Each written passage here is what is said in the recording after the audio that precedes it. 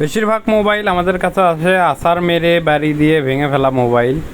তো এই ধরনের মোবাইল ডিসপ্লে চেঞ্জ করতে গেলে অনেক সময় ফ্রেম চেঞ্জ করতে হয়, কারণ হচ্ছে মূল ফ্রেমটা বাঁকা হয়ে যায়। আর এই ধরনের ফ্রেমগুলো সোজা করা অনেক কঠিন, বেশিরভাগই সোজা করতে গিয়ে ভেঙে যায়। দুই একটার ব্যাপার ভিন্ন, সেগুলো হালকা বাঁকা থাকে, ওগুলো সোজা করা যায়। কিন্তু যেগুলো একদম বেশি বাঁকা ওগুলো সোজা করতে গেলে ভেঙে যায়, যার কারণে ফ্রেম চেঞ্জ করে আমরা নতুন ফ্রেম দিয়ে ডিসপ্লে লাগাই দেই, তাহলে ফিনিশিংটা একটু ভালো আসে। সাইডে কোনো ফাঁকা থাকে না, লাইট দেখা যায় না আর কি। যাই হোক, এখন আমি একটা ইনফিনিক্স মোবাইলের ডিসপ্লে চেঞ্জ করতেছি, X688।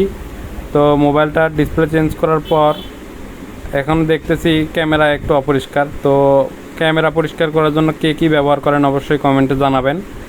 আমরা অল টাইম যে ওসিএ গ্লাস বা ওসিএ পেপারের গ্লুটা আছে, এটা সনের মাথায় পেঁচিয়ে নিয়ে সেটা দিয়ে ময়লাগুলো তুলি, তাহলে ক্যামেরা খুব ভালো পরিষ্কার হয়। আমার মতে এটাই বেস্ট উপায়। আপনাদের কাছে কি মনে হয় অবশ্যই কমেন্টে জানাবেন। তো মোবাইলটা পুরোপুরি ফিটিং করে দিচ্ছি। কাস্টমারের যে ব্যাক পার্টটা ছিল, ব্যাক পার্টটা দেখতে পাচ্ছেন একদম পুরনো, রং ওটা ভাঙা। তো এর ব্যাক পার্টটাও পরিবর্তন করে একটা ভালো মানের ব্যাক পার্ট দেবো, কারণ বাজারের যে low grade normal back part পাওয়া যায় সেগুলোর নেটওয়ার্ক খুব উইক হয়, নেটওয়ার্ক দুর্বল হয়।